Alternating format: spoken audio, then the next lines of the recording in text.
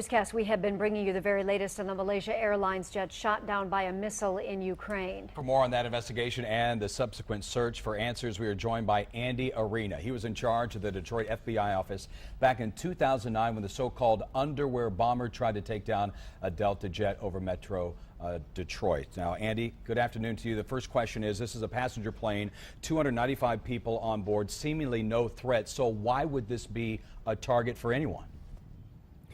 Well, most likely it was a mistake. It was misidentified. It makes no sense for any of the parties involved in this, be it the Ukrainian government, the Russian government, or the insurgents, to fire on a passenger jet. It makes no sense.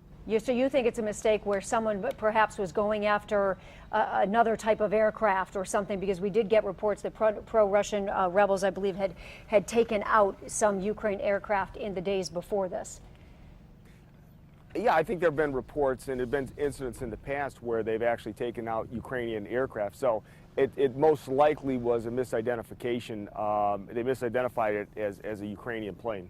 Andy, as an investigator, what is the best path to find out the cause of this? Will the NSA, will the FBI, the CIA, other foreign investigators get a chance to take a look at this and determine a cause, you think? Well, I think the intelligence community around the world is looking at what they've gathered so far. So you've got the NSA and the CIA and other intelligence agencies that have been capturing communications over the last few days. They're going to go back and look at that. But really the key to this is getting an investigative team on the ground. This is an active crime scene. Every minute that passes, every hour that passes, that crime scene becomes contaminated. So you want to get a team in there, most likely a United Nations-led team, an impartial team in there to start picking up the pieces.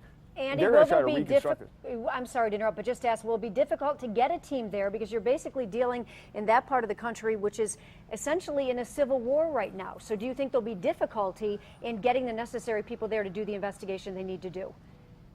Well, it's not going to be easy because, it's eastern Ukraine. It's not controlled by the Ukrainian government. It's along the Russian border. It's controlled by Russian-backed insurgents, so it's going to be difficult.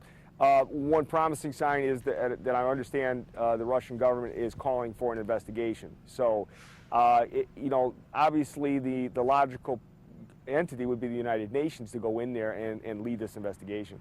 Andy, it's a wealth of information you have. Thank you so much for joining us today.